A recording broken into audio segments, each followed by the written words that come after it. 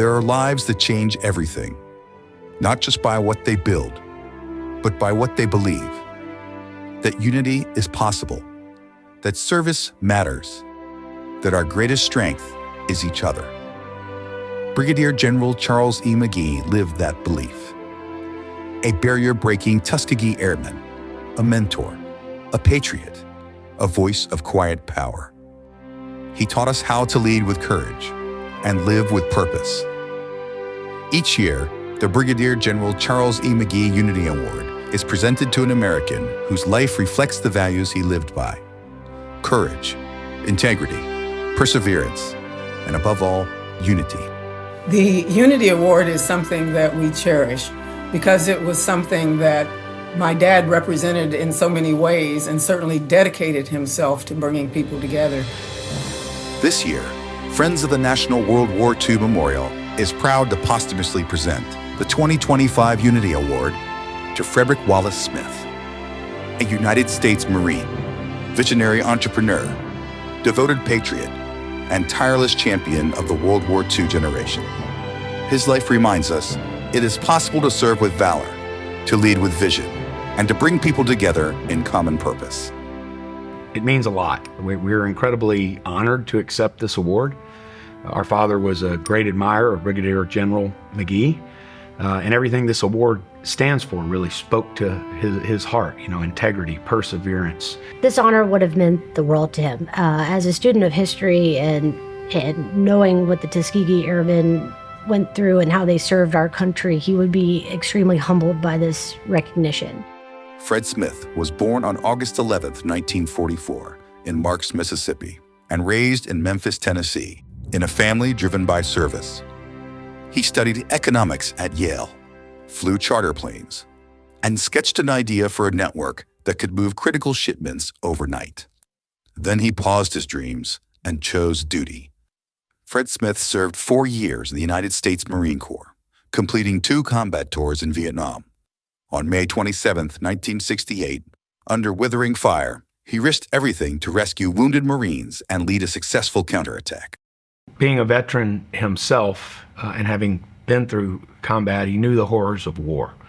But he also, he was a decorated veteran. He had a Silver Star Commendation, a Bronze Star, 2 Purple Hearts. He was actually eligible for a 3rd Purple Heart, but he didn't turn it in because if he'd been wounded a 3rd time in his first tour of duty in Vietnam, he would have had to have left the theater of combat forever. That was the DOD regs at the time, and he didn't want to leave his men. So to me, he was a hero in every sense of the word, but he didn't see himself that way. He had strong Marine Corps values. I can attest to that, and he credited much of the success of FedEx from what he learned in the Marine Corps. Pretty much everything about FedEx culturally is really rooted in his time in the military, particularly how he views your duty towards your troops or your people. In 1973, with just 14 small jets and a belief in what was possible, Fred Smith launched Federal Express. From 186 packages that first night to more than 17 million delivered every day, FedEx grew into a global force for connection, innovation, and opportunity. What set our father apart as a visionary was his ability to take something difficult and so complicated as FedEx and make it so simple to the world, right? We're connecting people and possibilities. We're able to connect the small watchmaker in Colombia with the market, the rest of the world. He can now sell it to someone in Savannah, Georgia. He was able to see that long before anyone else could. But FedEx was never just about logistics. Fred Smith led with values he learned in the Marines: discipline, honor, loyalty, and belief in people. Our dad was so proud of every day of FedEx and the people that make FedEx run every day because of our commitment to the communities we serve. Nothing brought him more pride than seeing FedEx's larger impact on the world. Being able to support that small business or go in when there's a natural disaster and set up that hospital that was so desperately needed on the ground. He was always looking to even other ways that FedEx could step in and help and be a bigger force for good. We've moved everything from pandas to ambulances to you name it. We've probably put it on a plane to help and show up where it's needed. We support charities that have the mission of going into markets and treating diseases that cause blindness.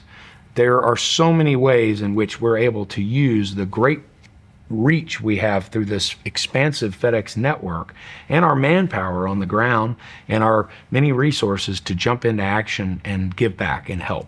And I think he felt that that was our duty, that FedEx needed to be a force for good in the world. My father fostered unity by believing in the potential in every person. And he loved seeing that people doing their best. Fred Smith never forgot where he came from. For more than 50 years, his philanthropy transformed Memphis, supporting education, healthcare, the arts, and neighborhood revitalization. He is a product of Memphis. The city gave him a lot, and I feel like he felt like he owed the city and the people of FedEx that came to work every day and still continue to come to work every day, that we also have to give back to our community. I think it was important to him to give back to the city that made him. And he loved the city, and I think the city loved him. The outpouring of support in the wake of his passing was incredible. There were people, former mayors of Memphis and others, who called him the greatest Memphian of all time, which he would have hated because he was a humble guy, and he would have been quick to say that, you know, he was one person and one member of this team that's hundreds of thousands of people strong at FedEx, and he's just fortunate to represent them. Fred Smith was also a student of history. He revered the men and women of the World War II generation and believed their sacrifices must never be forgotten. When asked to help lead the campaign to build the National World War II Memorial, Fred didn't hesitate. He worked side by side with Senator Bob Dole. He raised millions. He helped build a sacred place of remembrance for generations to come. The World War II Memorial was so important to my dad because he came from a military family.